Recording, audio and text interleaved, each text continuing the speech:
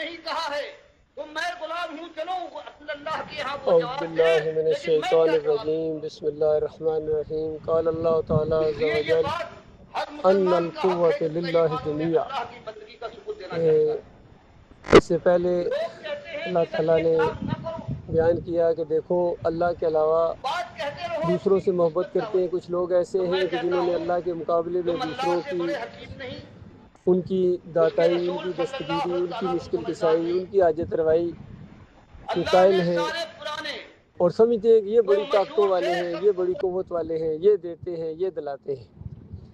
لیکن کاش اس وقت عذاب کو دیکھیں یہ مشرک اور ان کو یقین آ جائے گا کہ ساری کی ساری جو طاقت ہے نا وہ اللہ کی ہے۔